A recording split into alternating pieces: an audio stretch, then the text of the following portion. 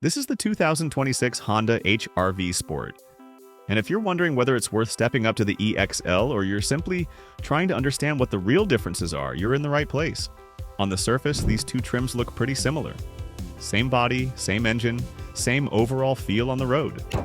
But once you get inside and start using them day to day, the differences start to add up in a way that makes the decision much clearer.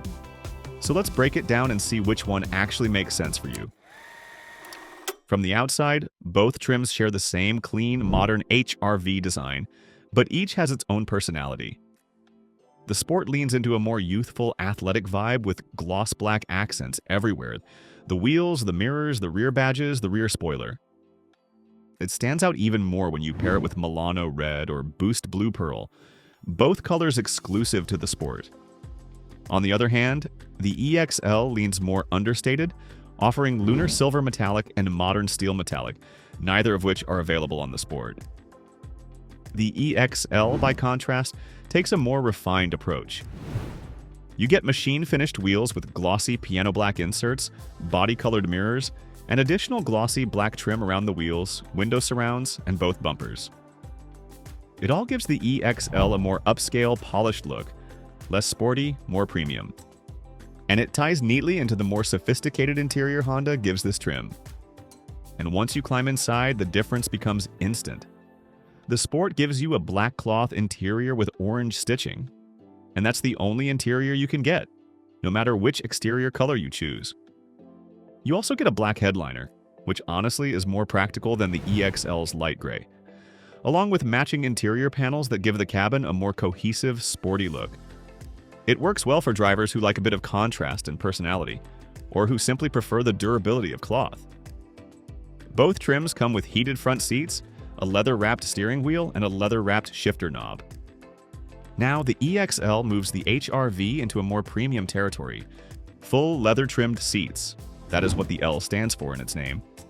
A power driver seat with 8-way adjustment, dual-zone climate control, and a one-touch power moonroof that brings a bit more light into the cabin. Unlike the Sport, it also gives you a choice between a black or light gray interior. By comparison, the Sport keeps things simpler with a manually adjustable driver's seat and single-zone climate control. There are a few smaller touches as well. The EXL adds subtle ambient lighting around the footwell near the brake pedal and an auto-dimming rear-view mirror. Technology takes a small but meaningful step up as well. Both trims now include wireless Apple CarPlay, wireless Android Auto, wireless phone charging, smart entry, and remote start. But the EXL adds the kind of everyday conveniences that make city driving and tight parking less stressful. You get front and rear parking sensors and low-speed braking control, the little backup plan that prevents minor taps in garages or tight parallel parking. The audio system gets a bump too, a richer and cleaner 8-speaker setup compared to the Sport's 6 speakers. Driving-wise, nothing changes between the two.